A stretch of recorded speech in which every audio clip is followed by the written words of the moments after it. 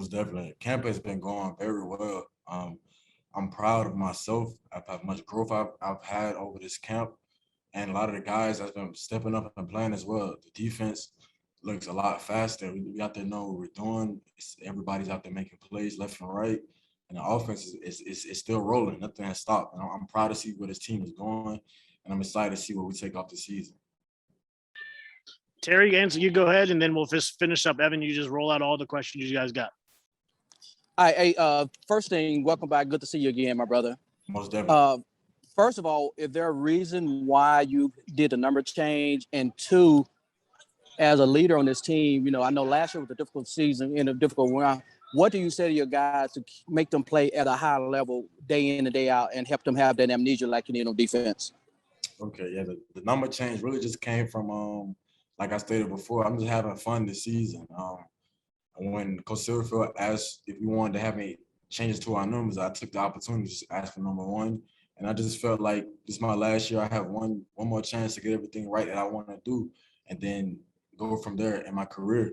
And then talking with the guys to come in and out and play football, at the end of the day, I tell those guys, we out here to play ball. Just have fun, make your plays, especially the young guys. I tell them, I'm not expecting you, or neither are the coaches expecting you to go make every play and know everything in the playbook. I just want to see your effort and see what can you do right now, and then we can correct the mistakes that you're making.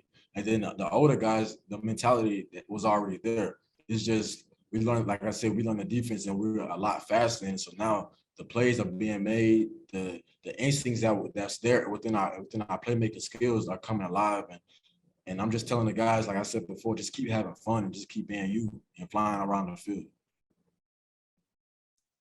Jacobi, you said you're having fun this year too. You want to enjoy this year. For you being a different type of leader, I know Coach Clark just mentioned, being more than just leading by example, but vocally, is that part of you just kind of evolving and just growing and saying, hey, I'm gonna have fun, but also have fun with a different style of leadership?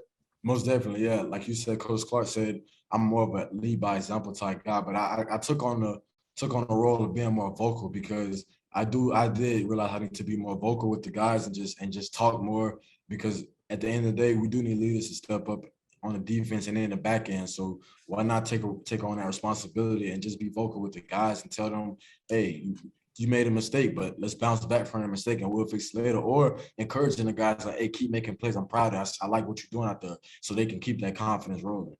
Definitely. And we just got finished talking to Julian. Obviously, I saw that tweet that you guys posted with the picture of you guys. There's a good chemistry there. What's it been like bringing Julian kind of into this, tight mix? Man, that's my guy, man. He brought like another energy that we needed in the back end as well. He talks just like me. He has fun out there. He brings the swag, everything that I have myself. He just added, like you saw the tweet that said the 1-2 punch.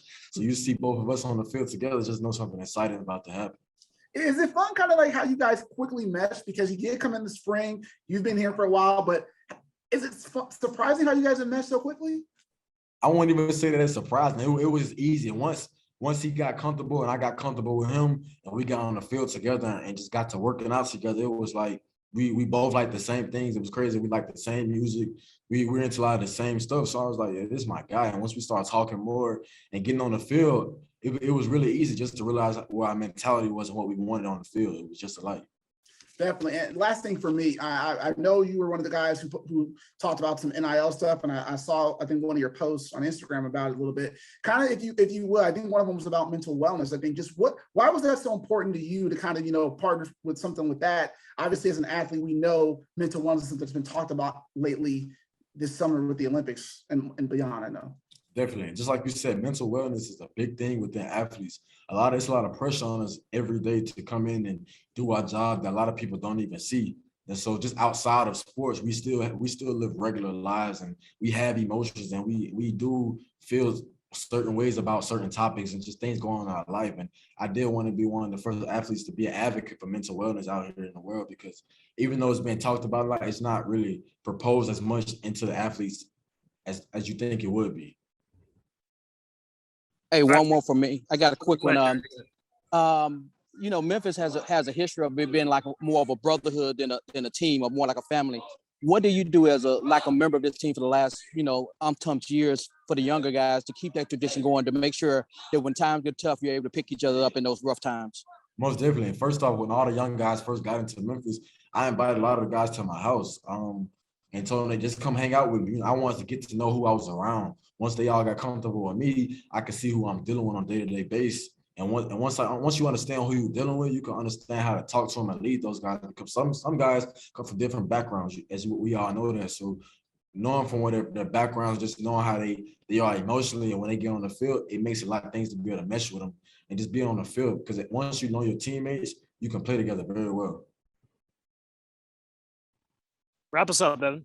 All right, I'll keep it real quick. I think I saw you working on a second degree and you had an internship this summer. Kind of, what was that like for you this summer? And just kind of how much fun is it to add another degree to your plate with everything else going on?